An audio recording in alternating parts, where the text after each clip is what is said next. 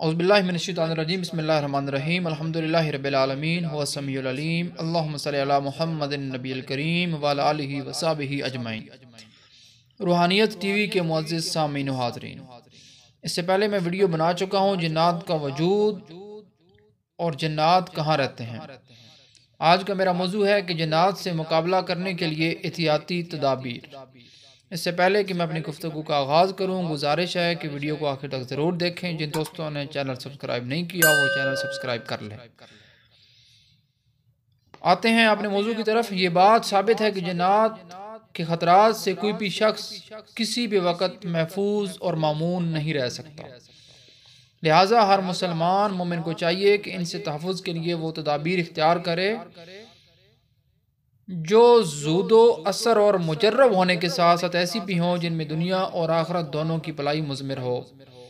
عربی کا ایک مشہور مقولہ ہے الوقایۃ خیر من العلاج، یعنی کہ احتیاط علاج سے بہتر ہے۔ انگریزی میں آپ نے بہت اکثر دفعہ سنا ہوگا prevention is better than cure. ان سے دفاع کا سب سے بڑا ذریعہ کتاب اللہ اور سنت رسول اللہ صلی اللہ علیہ وسلم کا علماً التزام کرنا ہے۔ مثال کے طور پر عورت کا اکیلے گھر سے باہر نہ نکلنا۔ رسول اللہ صلی اللہ تعالیٰ علیہ وسلم نے فرمایا جب عورت اکیلی گھر سے باہر نکلتی ہے تو شیطان اس کی طاق میں لگا رہتا ہے۔ اس کے بعد گھر میں نظر آنے والے سانپوں کو نہ مارنے کا حکم دیا گیا۔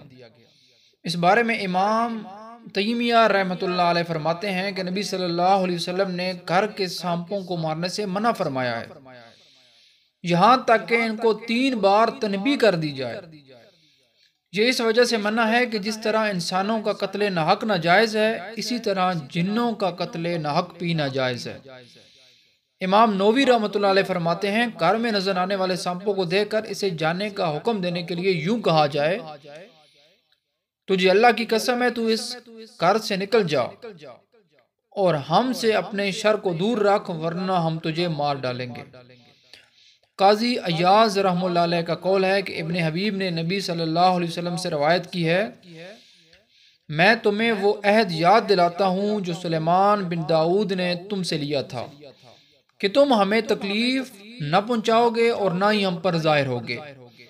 امام رحمہ اللہ علیہ کا قول ہے کہ فقط یہ کہنا ہی کافی ہے کہ اللہ کے واسطے میں تجھے منع کرتا ہوں آج کے بعد ہمیں کبھی نظر نہ آنا اور نہ ہمیں تکلیف پہنچانا۔ اس کے علاوہ بلوں اور سوراخوں میں پیشاب کرنے سے گریز کرنا چاہیے، اس کا بھی منع کیا گیا۔ قتادہ رحمۃ اللہ علیہ عبداللہ بن سرجس رضی اللہ تعالیٰ عنہ سے روایت کی ہے کہ نبی صلی اللہ تعالیٰ علیہ وسلم نے بلوں میں پیشاب کرنے سے منع فرمایا ہے، یعنی سوراخوں میں۔ لوگوں نے قتادہ رحمۃ اللہ علیہ سے سوال کیا کہ آپ نے بلوں میں پیشاب کرنا کس وجہ سے ناپسند فرمایا ہے؟ تو انہوں نے جواب دیا کہ کہا جاتا ہے کہ یہ جنوں کے مساکن ہیں، یعنی جنوں کے گھر ہیں جن یہاں رہائش پذیر ہوتے ہیں۔ اس کے علاوہ چھوٹے بچوں کو رات کے وقت گھروں سے باہر نہ لے کر جائیں۔ مغرب کے وقت چھوٹے بچوں کو گھروں میں رہنا چاہیے۔ خواتین بہت زیادہ خوشبو کا استعمال نہ کریں اور رات کے وقت کھلی جگہوں پر جانے سے درگزر کریں۔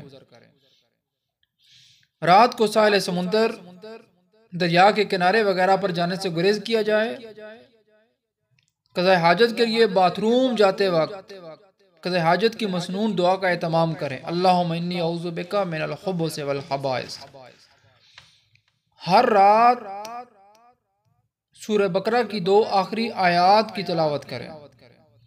ان کی تلاوت بہت سارے فتنوں سے، بہت ساری چیزوں سے، بہت سارے شیاطین سے، بہت سارے شیطانوں سے بچاتی ہے۔ ہر صبح اور شام کو 3 مرتبہ یہ دعا پڑھیں، بسم اللہ الذی لا یضر مع اسمہ شیء فی الارض ولا فی السماء وهو السمیع العلیم۔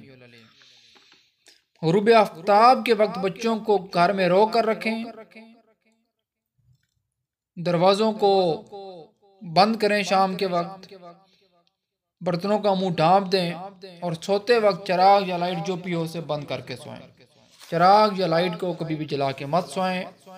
یہ چند احتیاطی تدابیر تھیں۔ انشاءاللہ اگلی ویڈیوز میں مزید احتیاطی تدابیر آپ کے ساتھ شیئر کروں گا۔